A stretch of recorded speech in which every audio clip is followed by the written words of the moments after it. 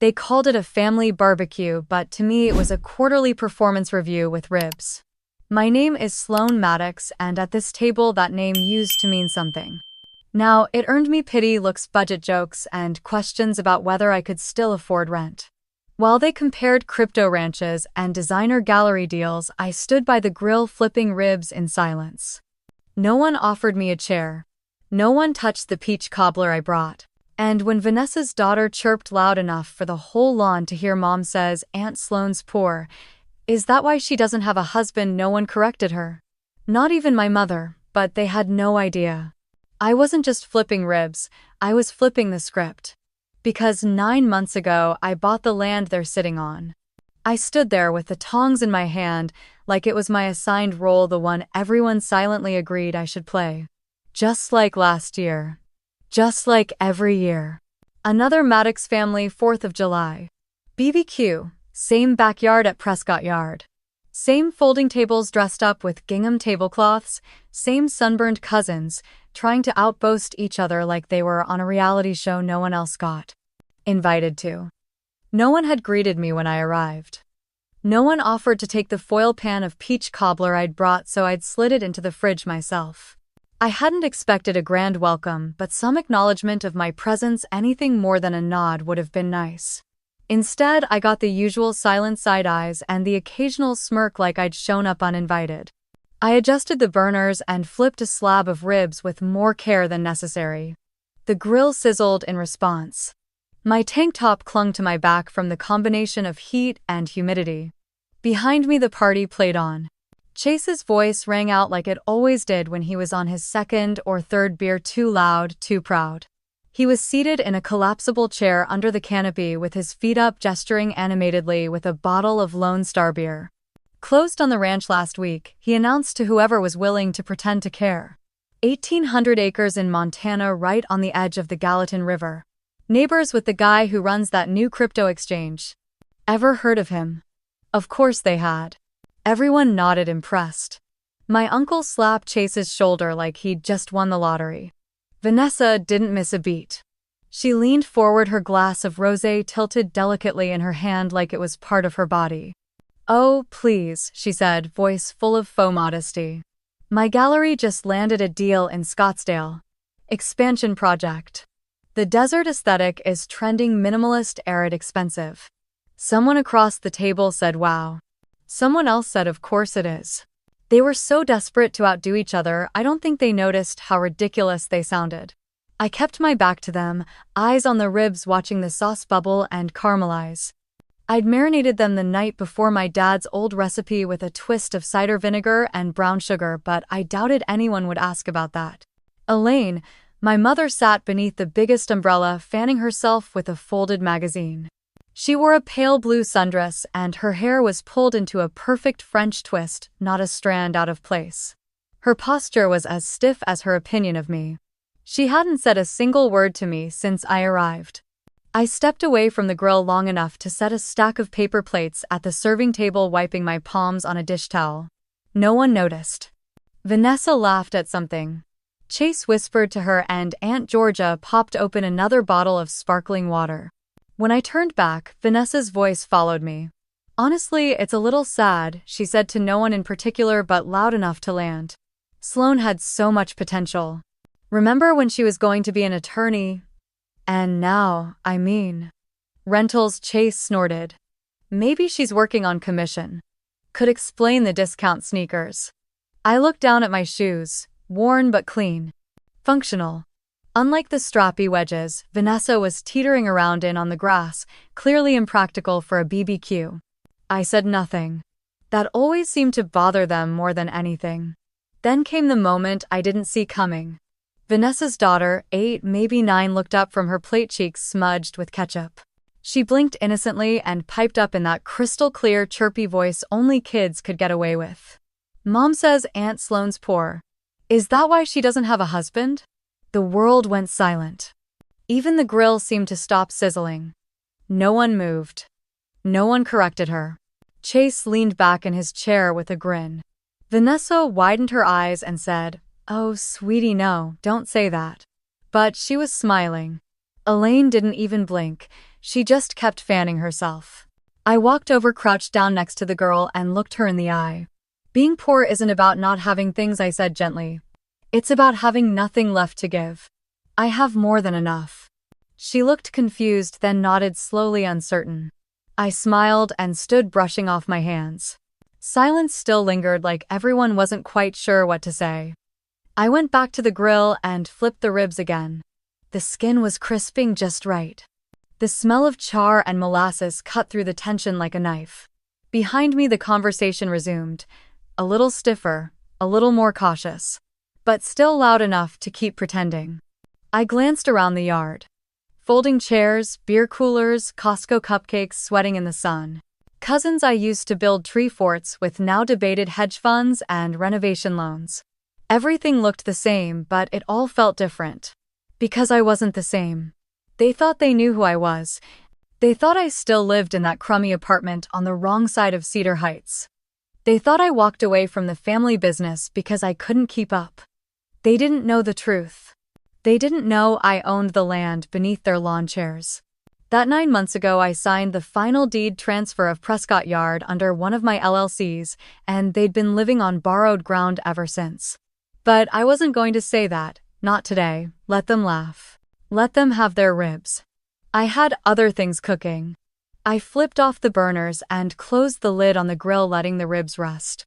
Around me, the laughter had shifted, tones dulled slightly, maybe from the heat, maybe from the words that slipped out of that little girl's mouth.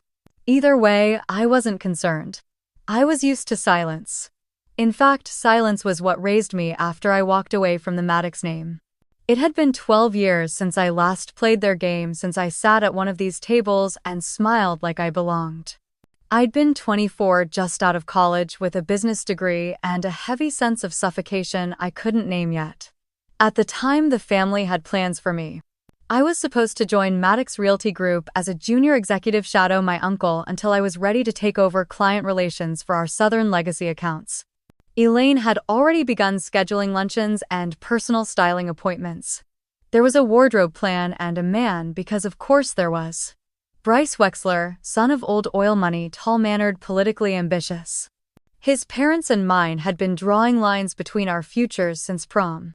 I was supposed to marry him before 25 and start breeding a newer, shinier version of the Maddox name. But I remember sitting across from him at brunch one morning, watching him stir his black coffee like he was bored to death, talking about offshore accounts and gun clubs in Wyoming, and realizing something deep in my chest: I would suffocate. In a life like that. Quietly. Politely. Permanently. So I said no.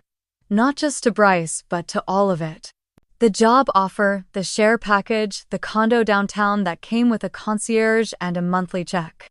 I turned it all down the same week I accepted a spot at the University of Oregon's master's program in urban planning. I didn't even tell them until I was already gone. Elaine had called a family dinner when she found out. I hadn't even been home 48 hours before she summoned everyone. I can still picture it. Her standing at the head of the dining table, fingers clutched around a wine glass, her voice trembling with fury masked as disappointment. She said I was selfish, ungrateful, immature. That no daughter of hers was going to throw away generations of work for a hippie degree and a life in the Pacific Northwest. She said I had embarrassed her and, worse, embarrassed the family name. Then she said the part I'll never forget. From now on, don't consider yourself a Maddox. She said it calmly, like she was deleting a file from her desktop. Chase and Vanessa didn't say a word. Neither did my father. They just let her declare me non-existent. And that was that. I packed my things that night. Just a couple of duffel bags, my acceptance letter, and my dad's old cast-iron skillet he never realized I took. He'd once taught me how to fry eggs in that pan when I was 8, before the business consumed him, and I became just another scheduled obligation on his calendar. I took the 6 a.m. flight out of Austin, watched the sunrise crack open over the city, and I didn't look back. Oregon was gray and quiet. The rain suited me. My apartment was barely more than a studio tucked over a used bookstore near the edge of Cedar Heights. The floor slanted and the heat barely worked, but it was mine. No trust fund, no monthly stipend. Just student loans, part-time jobs, and something I hadn't felt in years: freedom. I worked days at a cafe near campus and nights stocking shelves at a hardware store. On weekends, I shadowed community development meetings, volunteered with zoning task forces, and slowly, one spreadsheet at a time, I began to understand how cities breathe, how neighborhoods are built and broken, and how power isn't always loud or visible.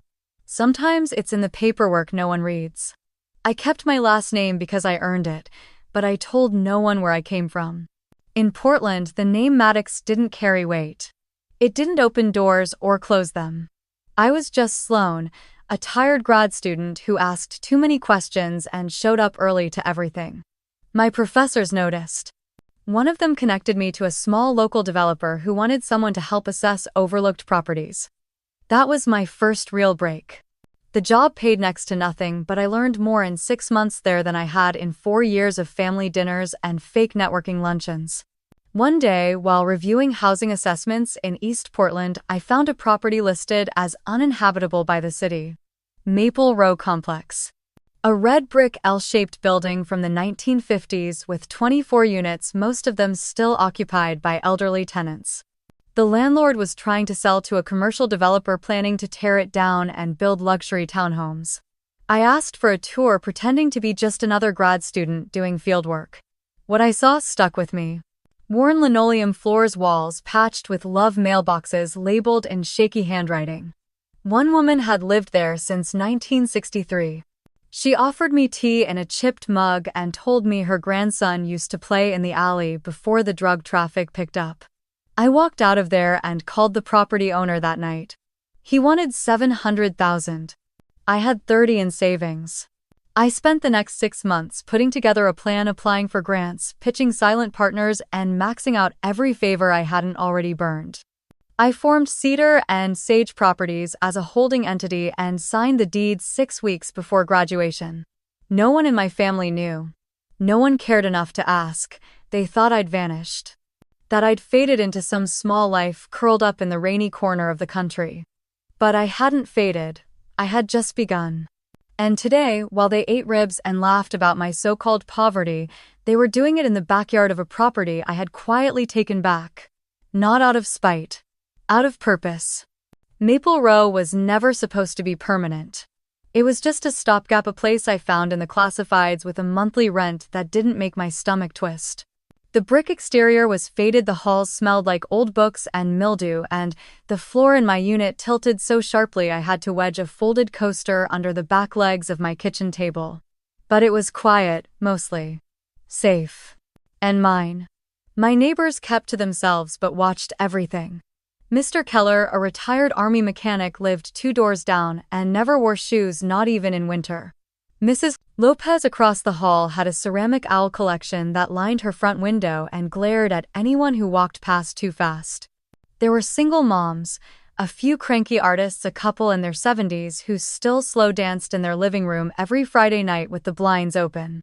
It wasn't glossy, it wasn't Instagram-worthy, but it was human. And for the first time in my life, I felt like I belonged somewhere that didn't require me to shrink or perform. The building had its problems. Plumbing that groaned in protest. A boiler that died every other month. Roof leaks that formed yellow bruises on the ceilings after every heavy rain. But the tenants didn't complain unless it was serious. Most of them had lived there long enough to know that affordable housing came with trade-offs, and that complaining too loudly often meant eviction when the next buyer came along. I started helping out before I ever owned the place. Fixing a screen door for Mrs. Lopez. Changing light bulbs for Mr. Keller. Replacing cabinet handles in the unit next to mine where a mom named Trina was trying to raise 2 kids while working night shifts at the hospital. They trusted me because I didn't act like I was better than them. Because I lived it too. When I found out the owner planned to sell, it hit me like a punch to the chest. I had overheard a phone call in the courtyard while hauling out my trash. He was talking to someone at a real estate firm in downtown Portland, mentioning phrases like redevelopment potential and tenant relocation assistance. I recognized the code. He was going to offload the building to a commercial developer, let them do the dirty work, and walk away with a check. I didn't sleep that night. Instead, I pulled up every document I could find about Maple Row. parcel numbers, zoning records, tax liens. I called in a favor from an adjunct professor who specialized in historic preservation and asked him if the building qualified. Barely, he said, but maybe. It wasn't just about the building anymore. It was about the people. These were folks who didn't have the cushion of inheritance or connections. If they got displaced, there was nowhere affordable left to go. Portland had become another city priced out of its own residents, so I started pulling every lever I could reach. I used the blueprint I had built in grad school for a fictional redevelopment project as my base. I registered Cedar and Sage properties, scraping together the fees. I reached out to every small investor I knew pitched the idea like my life depended on it, which it did. I applied for city grants, historic tax credits, and low-income preservation subsidies. I consolidated my student debt into something barely manageable and dipped into the last of my savings. 3 months later, I made an offer. The seller laughed at first. He said no one serious offered that low, not in this market. But I knew he'd been struggling to offload for months, and I knew the commercial developers were dragging their feet over environmental assessments. I sweetened the deal by agreeing to close in cash within 30 days. I had no idea how I'd pull it off, but I did. The papers were signed 2 days before Christmas. I didn't throw a party, I didn't tell anyone. I just came home to the building that had sheltered me and sat on the steps out front with a cup of tea while snow began to fall, watching the windows light up one by one. Owning Maple Row didn't make me rich. In fact, it nearly broke me. But it gave me something the Maddox family had never offered: autonomy. Instead of flipping it, I renovated it carefully. I brought in a contractor I met through a preservation workshop who agreed to take on the work in stages. We focused on essentials first: roof reinforcement, plumbing upgrades, weatherproofing. I left the original hardwood floors, refinished them instead of ripping them up. The clawfoot tubs stayed. The cracked tile backsplashes got resealed but preserved. I installed garden boxes in the courtyard and started a tool-sharing shelf in the laundry room. Some of the tenants were skeptical. They thought the work meant eviction notices were coming next. I held a meeting in the courtyard, brought cookies, and explained everything. I'm not here to flip this place. I'm here to keep it livable. Mrs. Lopez hugged me after that meeting. Mr. Keller offered to help patch drywall. Trina left me a thank you card with a handprint from her toddler. Over time, the fear faded. Maple Row began to hum again, quietly but surely. The building was still old, still drafty in places, but it was cared for, and that made all the difference. I lived in Unit 3C the entire time. I still do. Every morning I walked past the same squeaky step on the second floor landing and reminded myself what I'd built. Not just a company, not just a portfolio, a community. Cedar and Sage wasn't just a name I picked off a tree guide. It stood for something. Strength, growth, roots. And it all started in a crooked little apartment above a used bookstore in a building no one else thought was worth saving. The second building I bought was 2 hours south of Portland, an old craftsman-style triplex tucked behind a shuttered diner and a broken chain-link fence. I found it listed on a community board at the library, written in faded ink on a curled piece of paper. Motivated seller, needs work. Cash preferred. It was a wreck. The siding was rotting, the roof sagged in the middle, and one of the kitchens looked like it hadn't been touched since the 1970s. But there was good bone beneath it all, and better than that, good people inside. A retired nurse named Margaret on the ground floor who still baked banana bread for her mailman. A single dad upstairs raising twin boys. I made an offer the same week. That's how it started. Quietly, carefully. One property at a time. I didn't scale quickly. That was never the point. I didn't want a development empire built on quick flips and empty units rented out to short-term tourists. I wanted something different. Something lasting. So I built slowly, like someone laying stone for a bridge she planned to walk across every day. Over the next 12 years, Cedar and Sage grew from a name on a grant application to a full-fledged investment firm, though I still hesitated to call it that out loud. We operated like a private trust, using a web of holding companies and single-purpose entities to acquire properties in underinvested neighborhoods. No press. No ribbon cuttings. Just steady, deliberate purchases of buildings no one else saw value in. By year 5, we had 17 properties. By year 10, that number was over 40. Apartment complexes, duplexes, former motels converted into transitional housing. A small strip mall where we helped local vendors open rent-controlled storefronts. A 5-acre lot in Eugene where we partnered with a food co-op and built community gardens around a shared-use kitchen. Every project had its own ecosystem, its own rules. But the values stayed the same. We preserved where others demolished. We reinvested where others extracted, and we kept tenants in place instead of using them as placeholders for higher-paying ones. Not everyone understood what I was doing. Some of my early investors pulled out when they realized I wasn't chasing the highest return. One even accused me of mismanaging the potential. "You're sitting on gold," he said once in a meeting. "Why aren't you mining it?" "Because I don't want to build a mine. I want to build a town." He didn't get it. Most didn't. But that was fine. I found new partners. Ones who believed in slow money and ethical development. Ones who cared about what the neighborhood looked like 10 years later, not just what it paid out in 12 months. We reinvested most of our profits back into the properties. Every year I took a modest salary enough to live comfortably but not extravagantly.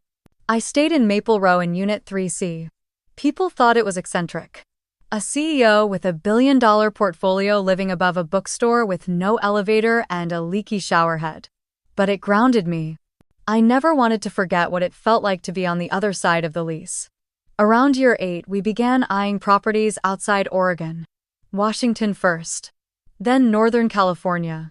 A few trial runs in New Mexico and Arizona. But I always came back to one thought: what if I brought this model home? Austin had changed since I left. More condos, more cranes, more hollow glass towers filled with empty promises and high turnover. The neighborhoods I remembered as modest were now full of valet stands and wine bars. The name Maddox still echoed through city contracts and gala tables, but no one seemed to ask where the money came from. Prescott Yard was the jewel of it all.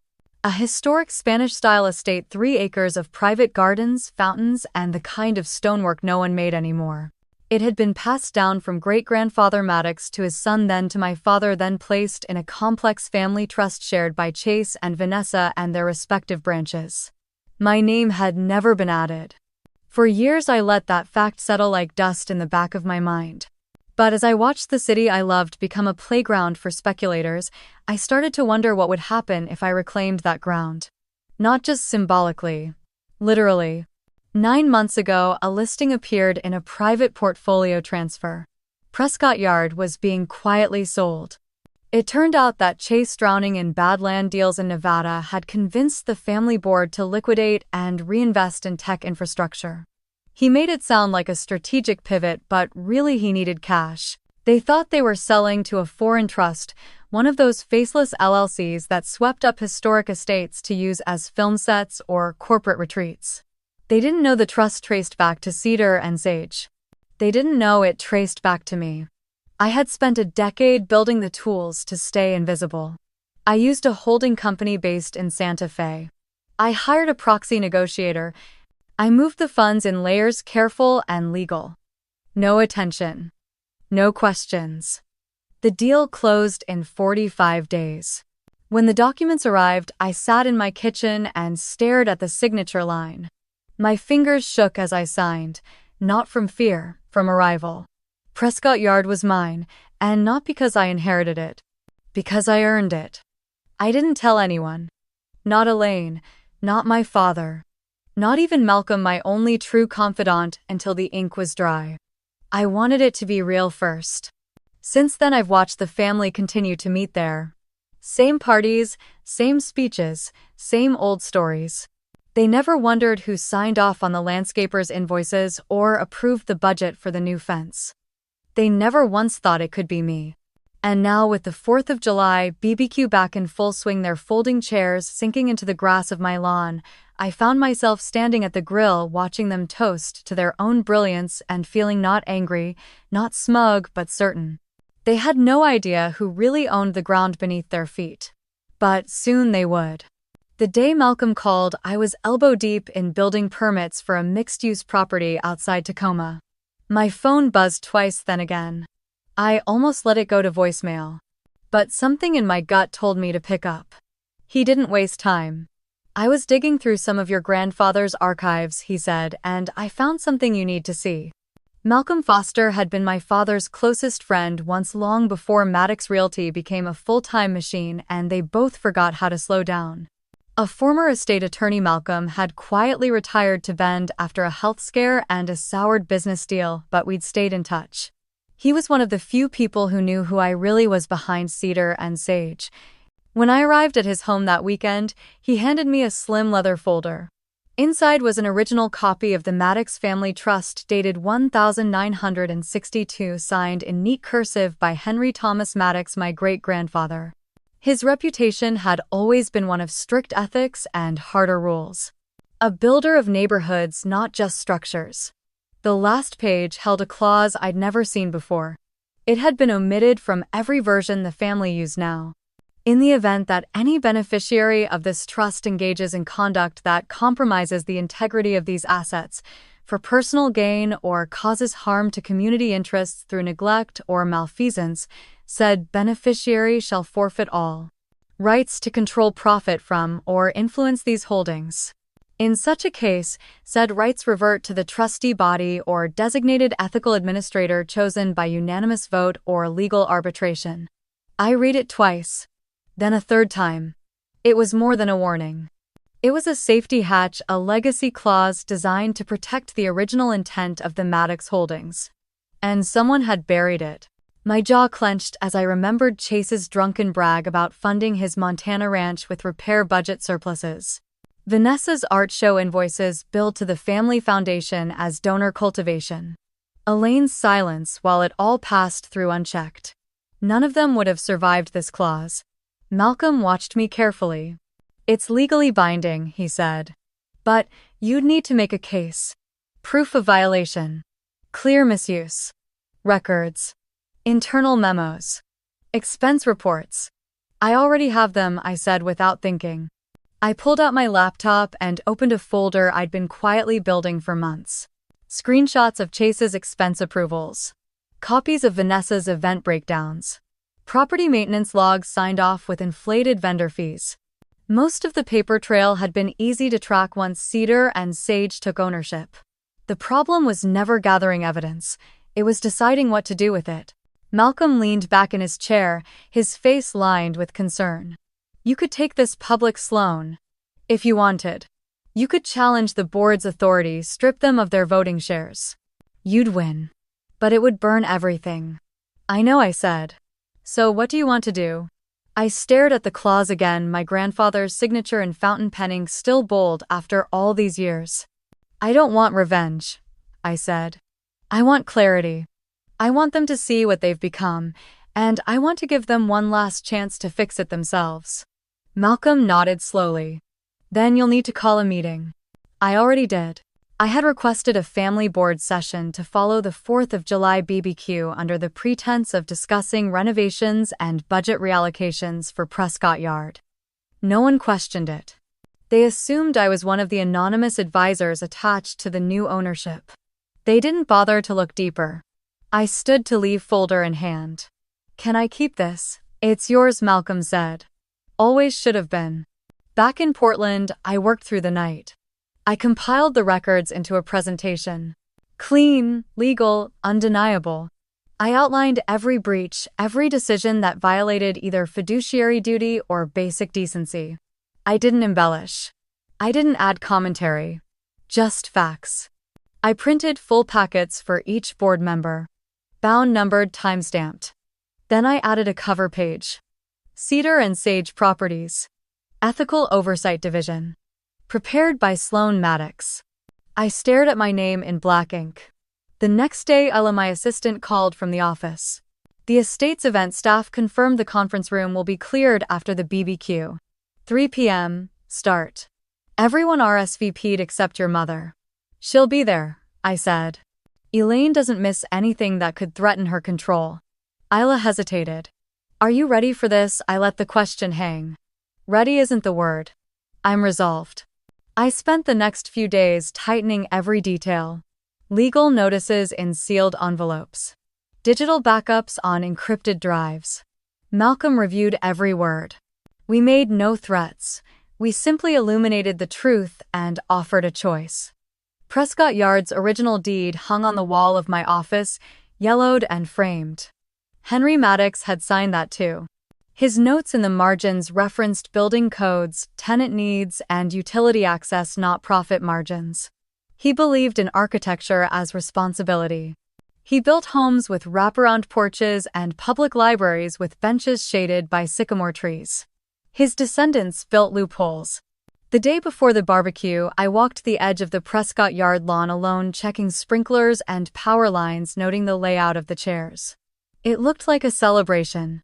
But beneath the paper, lanterns and stacked coolers, change was coming.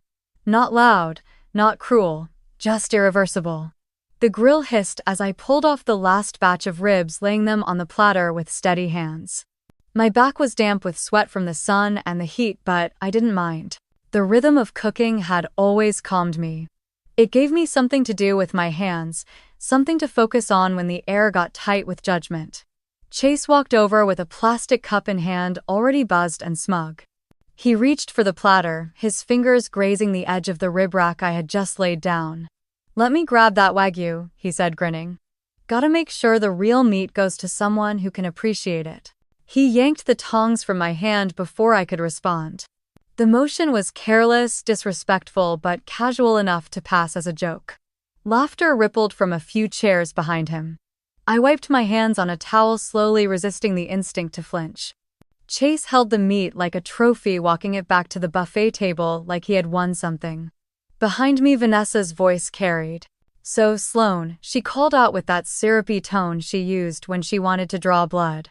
"You still living in that place? What was it called again? Maple something." A few heads turned. The circle around the picnic table grew quieter, listening.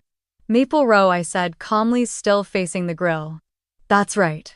Vanessa laughed lightly, swirling her wine in its glass. "Must be cheap. Rent control or something." The little boy next to her, maybe 7 or 8, leaned in toward his tablet and looked up at me. "My mom says rent control is for people who can't afford real houses." He said it like he was sharing trivia, not cruelty.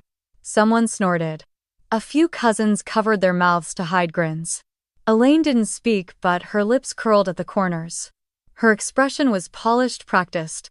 She looked me over with the kind of restraint that screamed louder than anything Vanessa or Chase could say. I set the spatula down on the edge of the grill and walked to the cooler, lifting the lid to grab a bottle of water. I twisted the cap slowly, taking a sip, letting the silence stretch. Then I turned around. "Maple Row," I repeated, raising my voice just enough for everyone to hear. "I don't rent there." Vanessa blinked. "I own it." A hush fell like a curtain. The breeze seemed to stop moving. Even the kids paused mid-bite. Chase squinted at me, trying to process. Vanessa opened her mouth, then closed it. Elaine's fan slowed in her hand. I wiped my fingers on a napkin and dropped it into the trash. Nobody moved. Then, like a shot breaking glass, one of the kids pointed at his tablet. "Wait," he said loudly, eyes wide. "Cedar and Sage. That's you." He turned the screen around. A cash news article glowed on the display, a headline that had run quietly in a niche development journal a few months back. Cedar and Sage CEO Sloan Maddox named top ethical developer in the Pacific Northwest. The table stared. The name sank in like ink on linen. "Cedar and Sage," Vanessa repeated, stunned. "That's your company?" I nodded once. "But that's a portfolio worth over $1 billion, Chase said, suddenly breathless. "That can't be you. You still live in a walk-up." "And yet, here we are," I said. Elaine stood slowly. Her pearls rested neatly against her collarbone. She didn't speak, but her eyes never left mine. The look wasn't confusion. It was recognition. "You've been buying up property?" she asked. Finally, her voice quiet but steady. "I've been restoring communities," I said. "Not just buying, preserving what matters. Maple Row, Coyote Hill, Belmont Commons. All of them." "But why?" Vanessa asked, her voice rising. Why pretend to be broke? I didn't pretend. I lived simply. You just assumed that meant I had nothing. Chase stepped forward, his face red, unsure if from sunburn or anger. You used our name. I used my own name. The one you told me not to consider mine anymore. For a moment, no one knew what to say. The air felt dense like a storm waiting to crack. Elaine finally broke the silence. This is what tomorrow's meeting is about, isn't it? I looked at her. Straightened my spine. Yes. Her expression didn't change, but her hands curled slightly around the edge of her chair. I see. I turned back to the grill, picking up the foil to cover the ribs.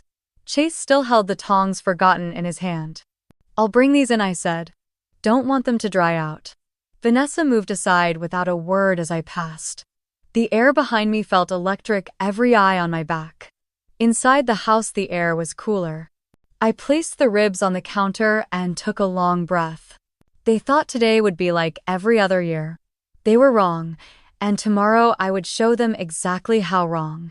The sun had dipped below the skyline by the time I pulled into the gravel lot behind Maple Row.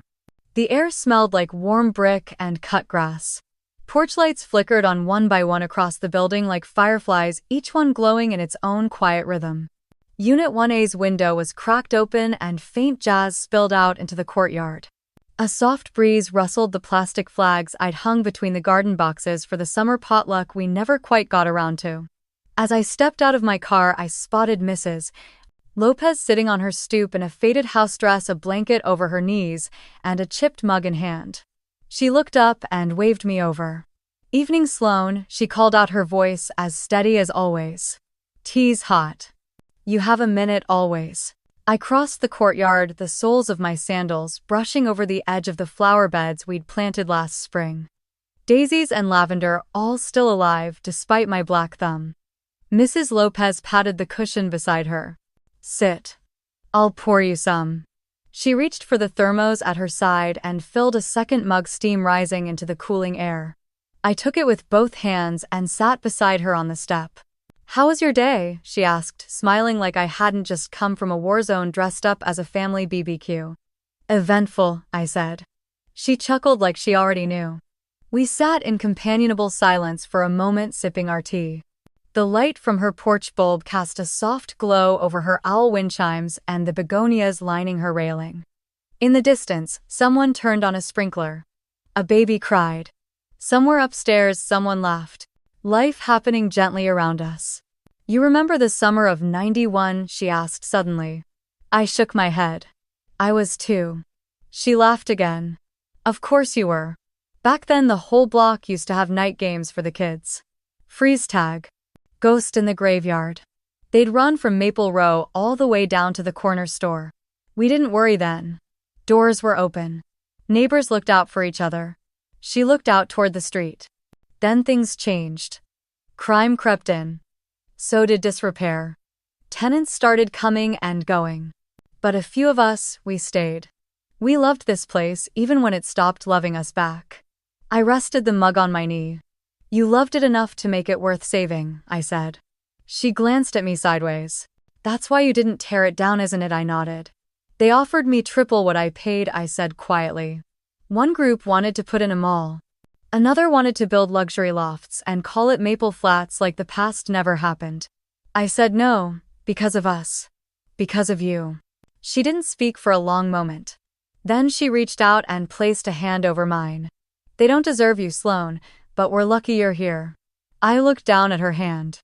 The same hand that had steadied generations of tenants through grief and joy, floods and leaky faucets. Do you remember when you fell in your kitchen last winter? I asked. She grinned. Banged my hip on that loose floorboard. I cursed in 3 languages. I had the entire floor replaced while you were at your daughter's, I said. Quietly. Told the crew not to say anything. She blinked, then let out a soft breath. I knew it didn't creak the same, she said. But I thought maybe I imagined it. You didn't. I just didn't want you to feel like a project. You always make us feel like people. That's the point. She sipped her tea and leaned back into the cushion. What happens tomorrow? The board meets. I tell the truth. They either fix it or get out of the way. And you, I stay right here. She smiled, satisfied with that. You know Henry Maddox built this building, she said. Your great-grandfather. I met him once when I first moved in. He brought me a pie. I didn't know that. He said homes were meant to shelter more than just bodies. They were meant to shelter dignity. I looked out over the courtyard. Garden beds. Bicycles stacked near the stairwell. A pinwheel spinning gently in the breeze. Then we have a lot to live up to, I said. Mrs. Lopez stood slowly, her joints cracking, and placed her empty mug on the railing. You already are, Sloane. They just don't see it yet. She kissed my cheek and shuffled back inside. I stayed there for a while, letting the night settle around me. Inside my apartment, a stack of audit reports waited, a binder full of legal documents. My navy suit hung pressed and ready by the closet. But for that moment, I didn't need any of it. For that moment, I was just a woman sitting on a porch in the place she fought to protect, listening to the echo of a neighborhood that still believed in itself. Tomorrow would come soon enough. The conference room at Prescott Yard had been cleared of decorations from the BBQ. No red cups, no folding chairs. Just polished oak leather-bound seats and an air that crackled with anticipation. The windows were cracked slightly to let in the Texas heat, and the filtered sunlight spilled across the table like a spotlight on every hidden truth waiting to surface. Malcolm stood at the head of the table, hands folded neatly over a leather folder. His voice was calm as he addressed the room. Let's come to order. Chase and Vanessa were seated together across from Elaine, who wore a silk blouse the color of ivory and her usual tight smile. At the far end sat Mr. Cunningham, a longtime board member who had always preferred listening to speaking. He nodded once in Malcolm's direction, then settled back with a pen in hand. Chase leaned forward, tossing a folder on the table. Is the investor joining us? He asked. I assumed someone from the Santa Fe Trust would be attending. Vanessa tapped her nails against a tumbler of ice water. I thought we were meeting to discuss the renovation budget. Not to be left in the dark by mystery landlords. Malcolm didn't answer. He glanced toward the door instead. I stepped inside, the heels of my shoes clicking softly against the floor. My navy suit was pressed simple and deliberate. My hair was pulled back into a low knot. No makeup beyond what I needed to look rested. The only accessory I wore was a thin silver watch my great-grandfather had given my father when he turned 30. Chase blinked. You're late, he said, then frowned. Wait, what are you? I set my briefcase on the table, unlatched it, and pulled out the audit packets one by one. 12 in total. Bound. Numbered. Color-coded. I laid them out in a careful line, watching as each person tracked my movements like they were witnessing something they couldn't quite explain. Elaine sat straighter. Vanessa's lips parted slightly. Mr. Cunningham didn't flinch. I looked up and met each of their eyes. My name is Sloane Maddox, I said. I am the founder and CEO of Cedar and Sage Properties. The entity you've referred to as the Santa Fe Trust is a holding company within my real estate portfolio. I placed a hand gently on the stack in front of me. I own Prescott Yard. And for the past 3 months, I've been overseeing a full forensic audit of all family-managed properties under your control. Vanessa's mouth opened, then closed again. Chase laughed under his breath. This is a joke, right? No, I said. This is an opportunity. I slid the top file toward Malcolm. He passed it to Elaine. Inside, you'll find documentation of fund misuse, inflated contractor invoices, and discrepancies between reported budgets and actual disbursements. All traced directly to accounts attached to this board. Chase leaned back hard in his chair, scoffing. You think you can waltz in here with your little folder and tell us how to run a legacy? Elaine said nothing, flipping through the pages slowly. I'm not telling you anything, I said. I'm showing you what you've already done. Vanessa's voice was tight. How did you even get access to these accounts? The same way I got access to the deed of this estate, I replied. I acquired them legally. And quietly. Because I wanted to see if integrity still had a place here. Chase snorted.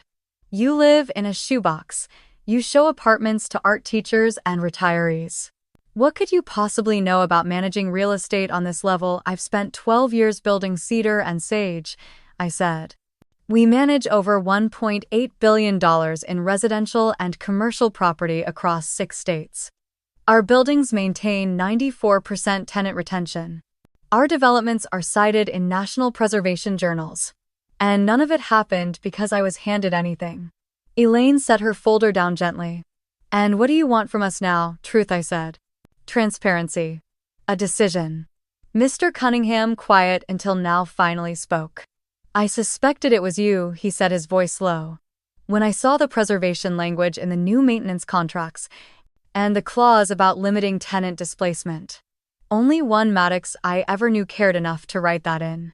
I nodded once. Thank you for waiting to see what I'd do. He gave a small nod in return. Elaine leaned back, her expression unreadable. So what happens if we say no? Then I forward everything to the Ethics Committee, the city's housing department, and the IRS, I said. Every receipt. Every altered record.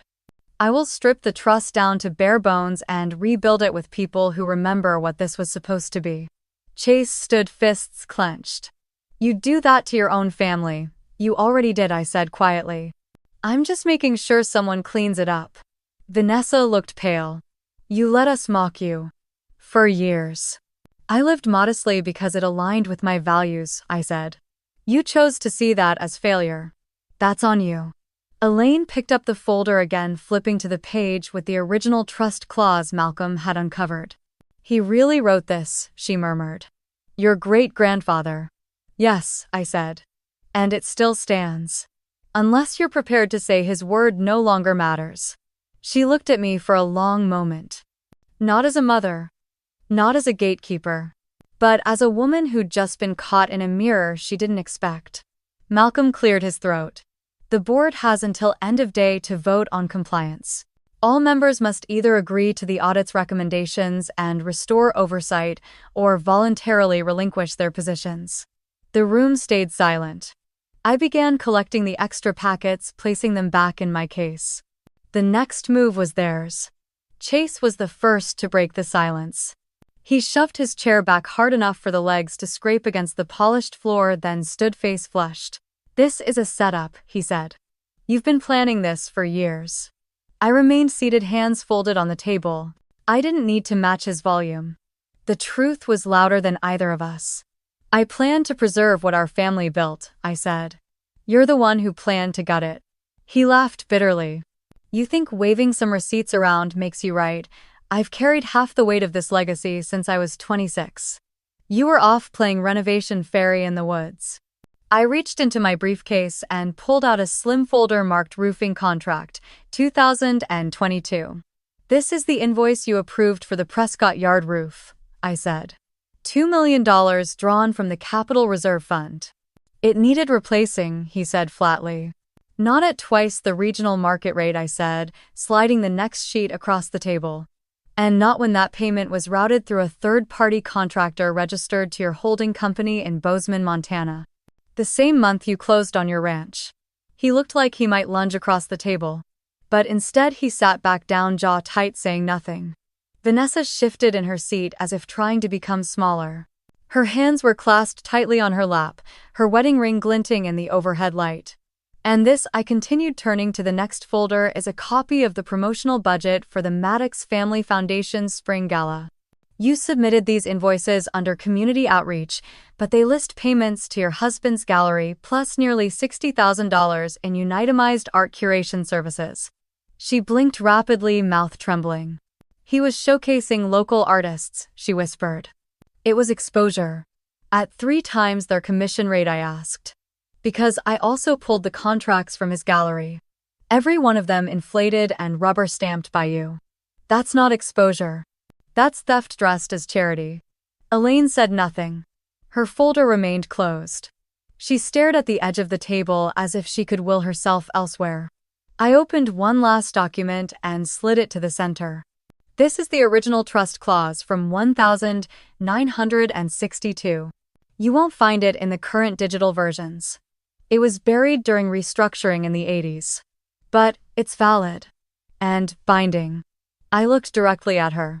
It says any beneficiary who exploits family assets for personal gain or violates community ethics forfeits their control and share. Vanessa's breath caught in her throat. You wouldn't do that. It's not my clause, I said. It's Henry Maddox's. I'm just following the rules he wrote. Chase leaned forward, sneering. And if we don't accept your power grab, if we challenge it, you're welcome to contest, I said.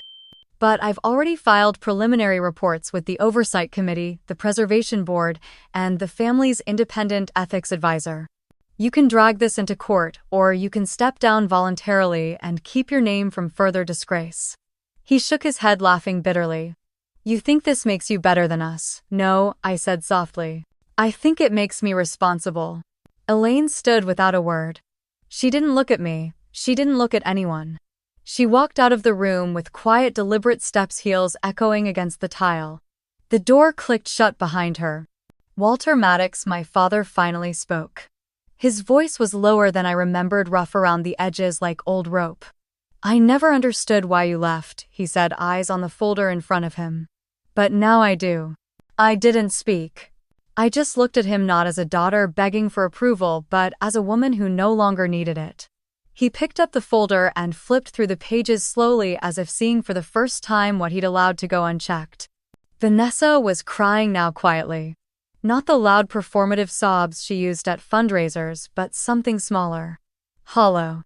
I didn't mean to hurt the foundation, she said. I believe you, I said, but you still did. Chase stood again, fists clenched. This is a coup. You'll regret this. I met his glare head on. This isn't revenge, I said. This is accountability. You made your choices. Now you face them. Mr. Cunningham stood slowly, closing his folder. I move to adopt Sloan Maddox's recommendations, he said. Full financial reform, board restructure, restoration of oversight per the original clause. Walter nodded silently. The vote passed without a single dissent. Chase stormed out. Vanessa followed, still crying. I remained seated. Malcolm glanced at me, a question in his eyes. But I didn't nod. I didn't smile. This wasn't a victory. It was a reckoning. And it wasn't over yet. 2 weeks can change the shape of a legacy. In just 14 days, the family I once stood outside of was forced to confront what it had become. Not with screaming or scandal, just paper signatures and the quiet force of truth. Prescott Yard transitioned almost overnight. The estate's operations were pulled from private family control and placed under a rotating board of licensed fiduciary managers appointed by Cedar and Sage. Maintenance contracts were rebid. Backdated invoices were canceled. And the decorative remodel Chase had commissioned to match his wife's Instagram aesthetic, scrapped. He didn't take it well. On the second day, he showed up at the estate unannounced, demanding to speak with someone from the new regime. The gate staff, now trained professional and under a formal lease agreement, turned him away. According to reports, he cursed at them, then drove off, nearly clipping the hydrangeas. By day 6, his financial consultant had resigned. By day 8, his ranch in Montana was quietly listed on the market with a motivated seller discount. When a local journalist asked him to comment on the board vote, he called the entire situation a witch hunt engineered by a bitter family member with a grudge. No one followed up. Vanessa disappeared from public life entirely. Her husband's gallery took down its website. Rumors circulated that they'd been served a formal notice of audit by the IRS after anonymous tips pointed toward tax-deductible art purchases labeled as educational outreach. Whether it came from me or someone else with access to the same records, I didn't ask. Isla did show me an article from a business ethics site. Headline: When Philanthropy Becomes Vanity, Lessons from the Maddox Foundation Scandal. I didn't click it. Elaine said nothing to anyone. She didn't return Malcolm's calls. She declined a press inquiry about her resignation from the Hillcrest Charitable Trust. A 2-sentence statement went out under her name, citing health reasons and the need for private reflection. I didn't believe it, but I also didn't need to anymore. Walter was the only one who reached out. He sent a letter. Not an email. A real letter in a cream envelope, his handwriting sharp but smaller than I remembered. It said simply, "You honored what I didn't. Thank you." There was no signature. Just his initials and a line that read, "Maybe you'll let me learn from you now." I folded it and placed it beside the original deed to Maple Row in a drawer I only opened for things that mattered. Cedar and Sage didn't slow down. We were never built to stop and celebrate. Within 2 weeks, we completed a transitional housing upgrade in Tacoma, submitted 2 zoning petitions for mixed-income developments near Spokane, and signed off on plans for a preservation partnership with the Oregon State Housing Council. I still reviewed every lease myself. Still met with property managers face-to-face. Still lived in Unit 3C where the kitchen tiles didn't quite match and the mailbox stuck on cold mornings. That's where the invitation found me. It came in a white envelope with gold embossing. The State Urban Planning Summit to be held in San Antonio. A keynote spot had opened. They wanted someone to speak about human-centered investment models that protect community heritage. I almost tossed it. But at the bottom, one sentence caught my eye. "We wish to highlight the Maple Row complex as a model for ethical preservation in an urbanizing America." I let the invitation sit on my desk for 3 days. Then I called Isla. "If I'm going to speak," I said, "I'm not dressing it up." She grinned. "I wouldn't let you if you tried." The venue was an old train depot turned civic space. The kind of place where old architecture met new ambition. I stood behind the podium in a dark green blouse and gray slacks, no slides, no flashy video. I talked about Mrs. Lopez, about cracked floorboards and garden boxes made from donated lumber. About replacing broken boilers before branding. About how roofs matter more than ribbon cuttings. When I finished, they stood. Not for me. For the idea. 3 city planners pulled me aside afterward. 2 banks offered new lending options to match our reinvestment timeline. A dean from the University of Texas asked if her students could intern with Cedar and Sage next semester. That night, I returned to Portland with a packet of proposals and zero desire to be photographed. Isla told me my name had made its way into a National Developers Ethics Watch list. Not the blacklist. The good one. Someone had called me the quiet architect of community dignity. I rolled my eyes, but I kept the article. Back at Maple Row, things were just as I left them. Mr. Keller had organized a neighborhood trash cleanup. The twins from 2B had left sidewalk chalk drawings of rockets and rainbows along the courtyard path. Someone planted rosemary near the benches. I walked the path alone, stopping to breathe in the scent of lavender mixed with warm cement. No red carpets, no fundraisers, no applause, just neighbors, just life. Just what we fought to keep. And for the first time in years, I let myself feel it. Not triumph, but peace. I was rinsing out a coffee mug when the knock came. 3 quick taps, a pause, then 2 more. Like hesitation folded into rhythm. I dried my hands and crossed the room. Through the peephole, all I saw was denim. When I opened the door, my mother stood on the welcome mat in jeans and sneakers, holding a manila envelope clutched to her chest like a passport she wasn't sure would be accepted. Her blouse was plain, her hair pulled back with little effort. No pearls, no gloss. Just Elaine Maddox stripped of armor. "Hi," she said. I stepped back wordlessly to let her in. She didn't move right away, then crossed the threshold like it physically cost her something. I never noticed how small my living room was until she sat on the edge of the armchair, her posture stiff and hands still wrapped around the envelope. She glanced around, taking in the mismatched lamp, the hand-me-down bookshelf, the garden view through the balcony glass. "It's warm in here," she said. I adjusted the window slightly and sat down across from her. Silence settled between us like a careful guest. She looked down, then slowly opened the envelope. Inside was a single photo. I recognized it immediately. Me at 22. Grinning under a graduation banner, my cap tilted, crooked hair in curls, holding a certificate with both hands like it might fly away. It wasn't from business school. It was from a local nonprofit where I'd volunteered as a housing assistant. A tiny line of ink across the bottom read, "Urban Planning Volunteer of the Year." "You sent this to your grandmother," she said quietly. "I found it after she passed. I never saw it before then." My mouth went dry. I hadn't even remembered mailing it. "I didn't think you'd want it," I said. "Maybe I wouldn't have then." She set the photo gently on the coffee table, smoothing it with one finger. You had that look on your face. Like you knew where you were going, even if we didn't. I didn't respond. Not yet. Elaine sat back a little, breathing deeper than she had since she arrived. I haven't come to apologize, she said. I know better than to think one apology fixes decades. I came because I never asked you why. Why you left. Why you turned down the shares. Why you moved into a building no one would have driven through without locking their doors.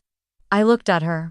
She was older than I remembered, not by years, but by posture. There was a crack in her voice, not from age, but from effort. I didn't leave to hurt you, I said. I left because I wanted to build something real. Not just inherit a title, not just trade power back and forth in rooms full of people who never questioned why we had it. She nodded slowly. And now I'm doing what I set out to do. I'm not trying to prove anything anymore. She folded her hands in her lap. Would you be willing to teach me? The question hung in the air, heavier than I expected. You want to learn property law? I asked, half smiling. Well, maybe eventually. But I want to learn what I missed. The things I thought didn't matter. Why the families here trust you, why the contractors call you back, why you still live in a place with radiators that click when it rains. I stood and walked to the bookshelf, pulled out a folder from the middle shelf and handed it to her. Start with Mrs. Lopez, I said. And Mr. Keller. Then look at the tenant board meeting notes, and then come to the courtyard in 20 minutes. There's a bench. And a pot of sun tea steeping under the rosemary. Elaine stood holding the folder like it might dissolve. Do you think they'll talk to me? They don't need you to be perfect, I said. Just honest. She nodded and stepped outside without another word. 20 minutes later, I found her in the courtyard sitting beside Mrs. Lopez, who was explaining the difference between the old wood beams and the new composite flooring Cedar and Sage had installed. Elaine was listening, notebook in hand, asking questions with genuine curiosity. She stayed for nearly an hour. At one point she laughed, really laughed, when Mr. Keller teased her for not knowing how to fix a screen door. Someone brought out lemonade.